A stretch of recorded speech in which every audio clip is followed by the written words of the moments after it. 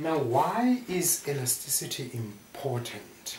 First, I said in my previous discussion that price elasticity of demand is important for us into measuring by how much consumer surplus is going to change with price changes, by how much consumer surplus is going to change with price changes. If this was P0, P1, and so by how much is, so this was your initial consumer surplus.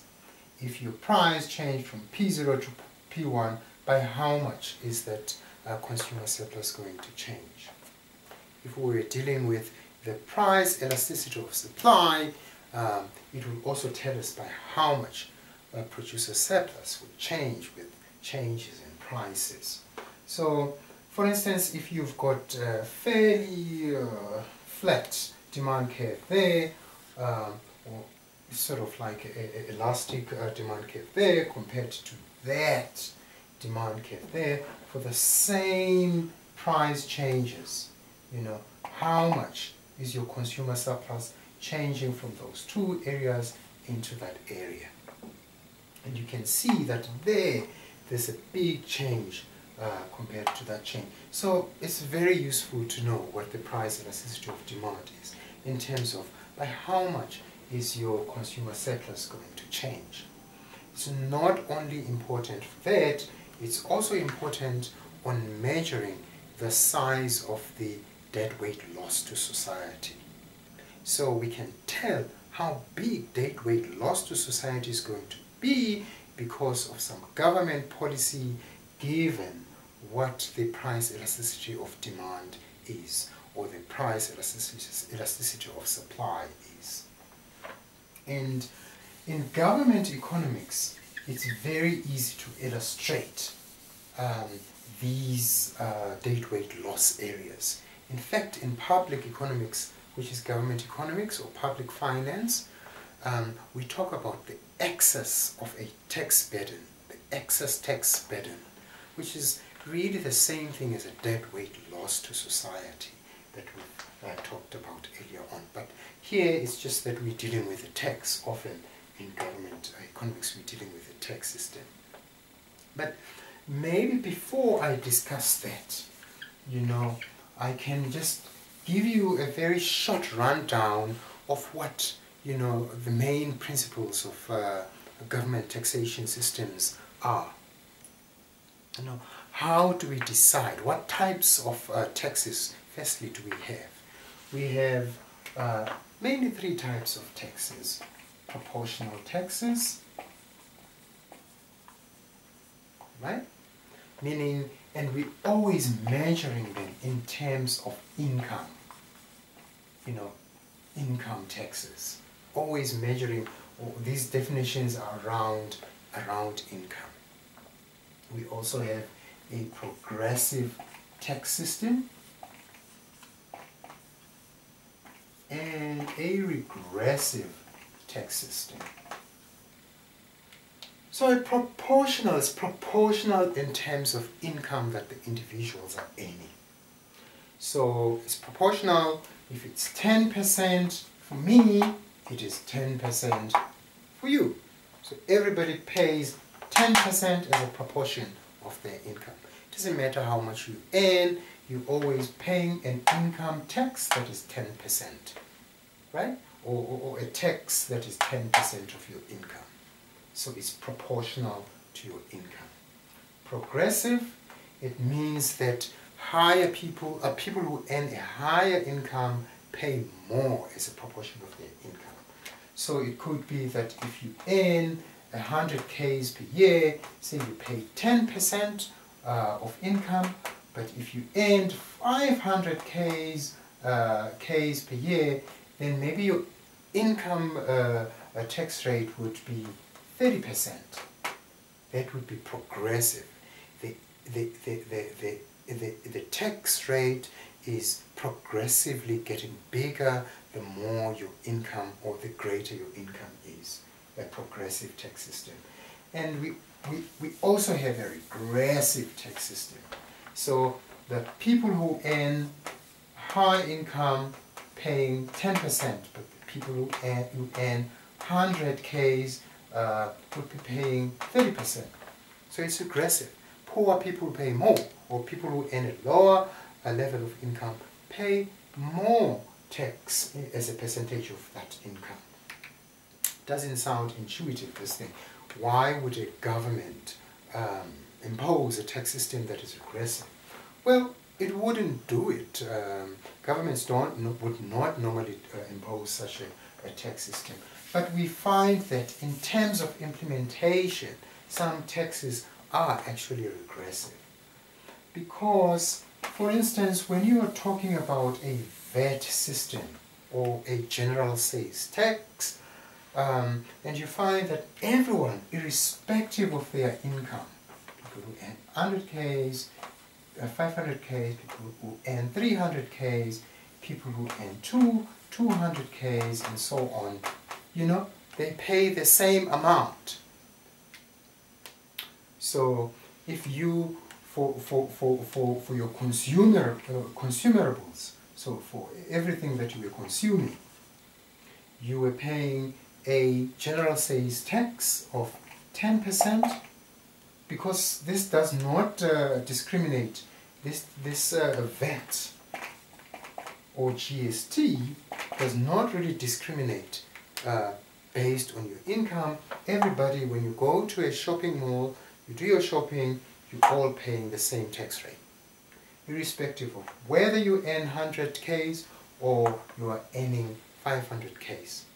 This tax system in application, technically it is a regressive tax, because as a percentage of their income, the people who are poor, you know, if they spend, say, 10,000 rands on food, and these people also spend 10,000 rands, these people also, so, and they're paying, everybody's paying 10%, so it means that you, who earns a lower level of income, as a percentage of that income, you are paying more tax, because everybody is buying the same amount of food and everybody is being charged 10%.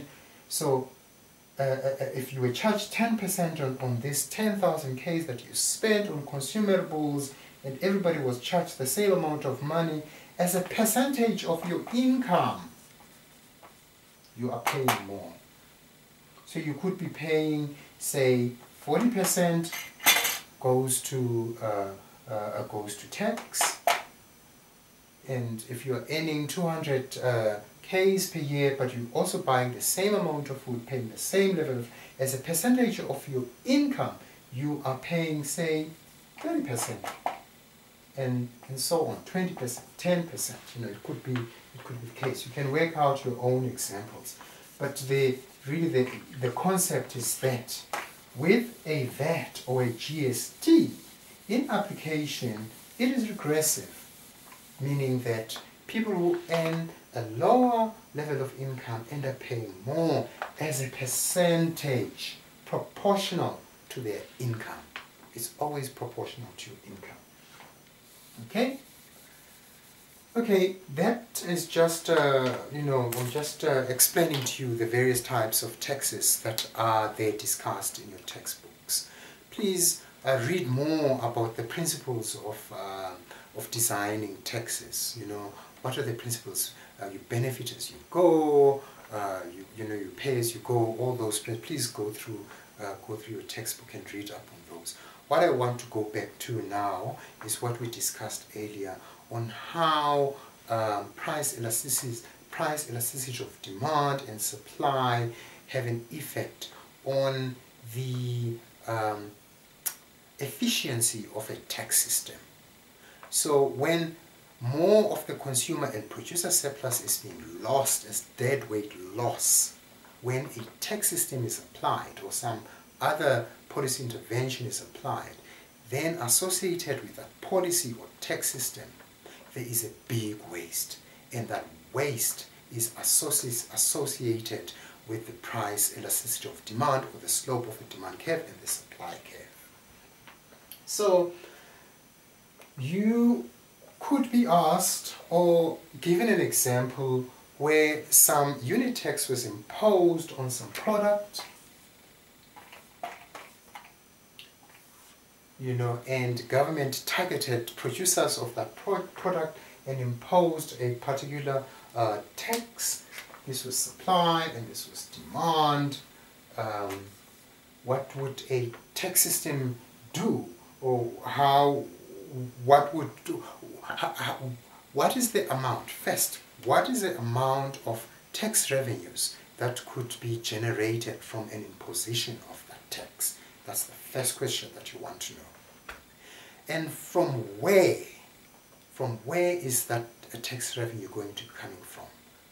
Is it going to be coming from the consumer surplus, or is it going to be coming from the producer surplus? That's what you want to know. And you can illustrate this or check this out by looking using demand and supply. Very simple demand and supply model that would illustrate to you, firstly, on how big the tax revenues are and who's contributing more to those tax revenues, producers or consumers.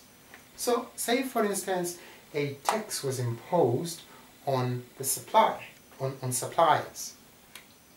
So it was more expensive than for suppliers to produce a particular good because they're facing a tax system that would shift their supply curve up.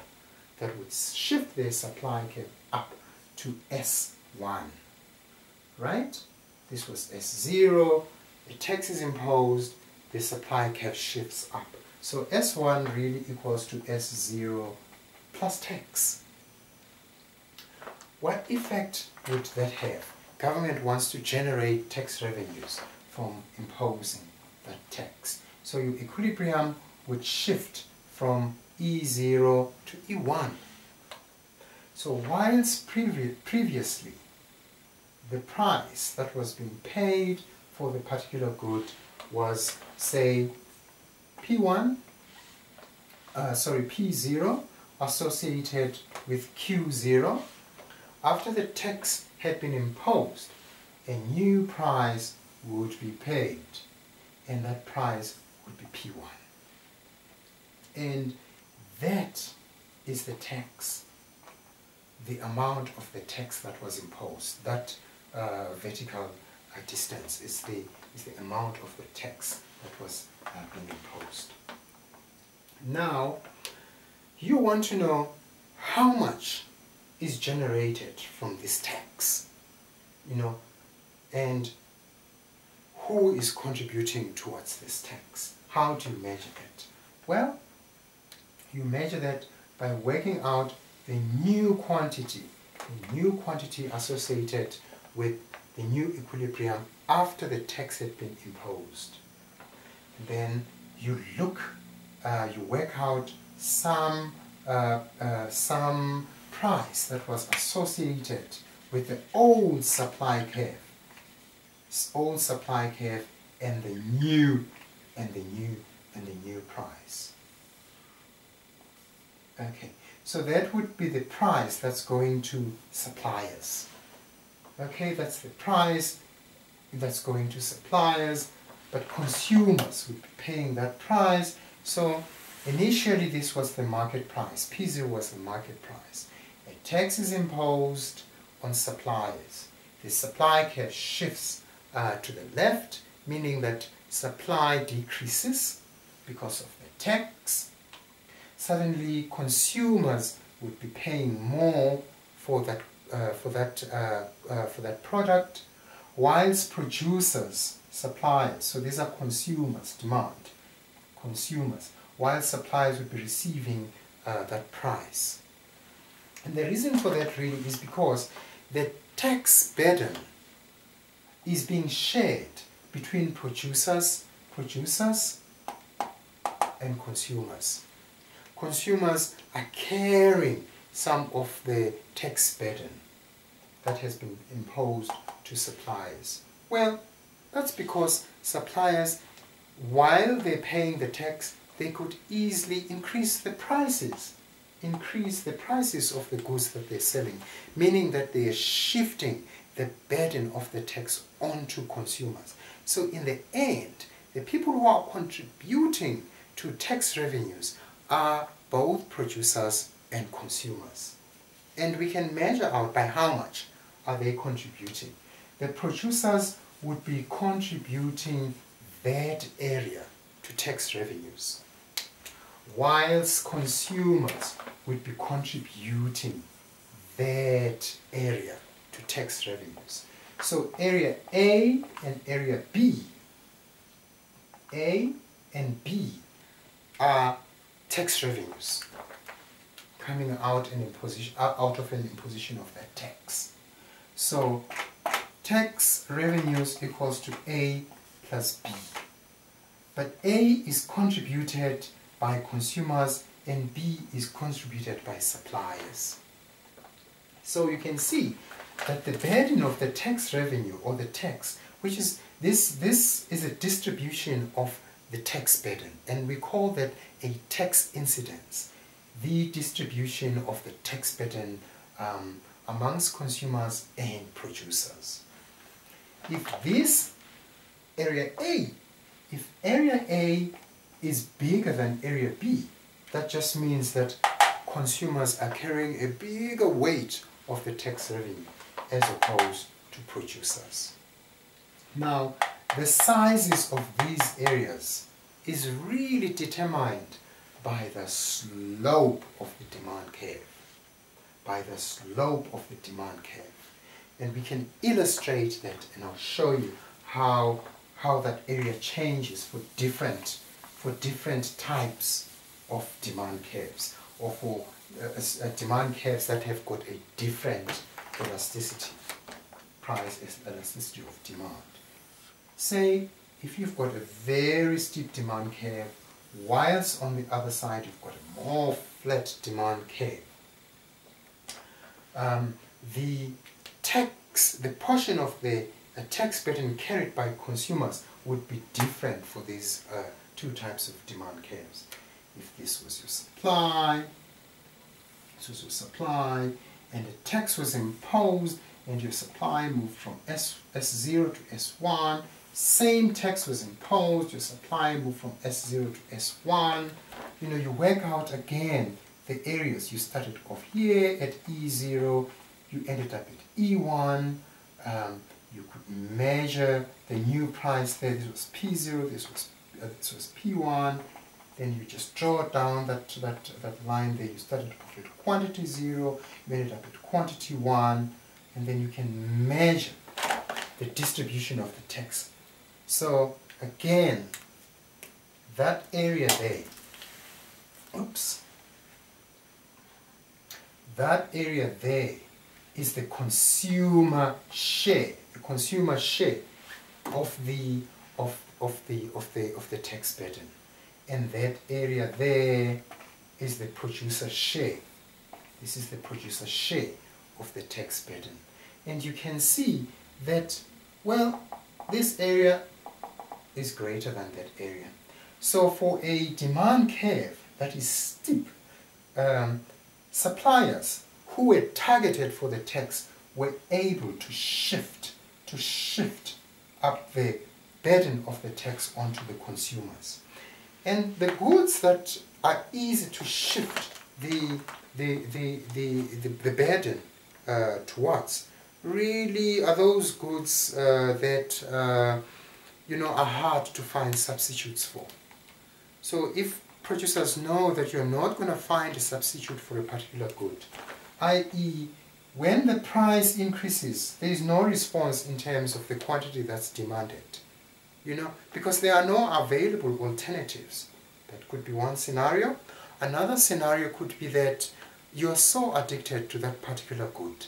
It could be some drug, it could be cigarettes, it could be alcohol. If you're an addict, even if the price changes, you are not responding. And it's easier for suppliers to then shift the tax burden onto consumers when that is the case. So this area there, the red area, is much bigger than the black area. So consumers are carrying more of the burden because suppliers were able to shift the burden onto consumers. On the other hand, if you've got a flat demand curve and you started off at some equilibrium point there, E0, and you ended up there because a tax was imposed, you know, you could also measure the distribution of the tax burden. You know? So here you started off here and then you ended up there. Okay, so I've skewed it somewhat. Okay, you ended up, okay, let's say there. You see here that these areas are almost identical. So in this case, the suppliers were not as able to shift the tax burden onto consumers. You know, it didn't take too much of the consumer surplus, the imposition of the tax. Here it was a fair distribution, and you can see that if this demand curve was even more flat, it was really elastic. You know, meaning elastic, it means that the response here would be great because of a price increase there. You know, the response in quantity would be great because of a price increase. There would be more substitutes for that particular good. Consumers, when they see that the price of this good has gone up because of a tax, that producers are now shifting its burden towards consumers by putting up prices, then they just go and buy other products. You know, they just, so the shift there, what is being demanded is very big, meaning it's elastic. There's high responsiveness. Inelastic, elastic. When you've got an inelastic demand curve, consumers pay more. When you've got an elastic demand curve, they pay less. So producers are not able as much to shift the burden onto consumers. Producers are not able to shift the burden onto consumers. Well, you also have to measure, maybe I shouldn't have erased it, but you also have to measure, because we said this area and that area, these are tax revenues. These are revenues. It's easy to measure this area. You just measure that, you know, and you add on to that. So, for instance, if you started off at 10, and this was 15, and this was 5, and you know, in terms of rands or dollars or whatever, and you started off there at 10, and you ended up at 5, you know, it's easy for you to measure that whole area because you're moving from 5 to 15. So tax revenues would be equals to 5 to 15, that would be 10 times, what is that distance there from 0 to 5, that would be times 5.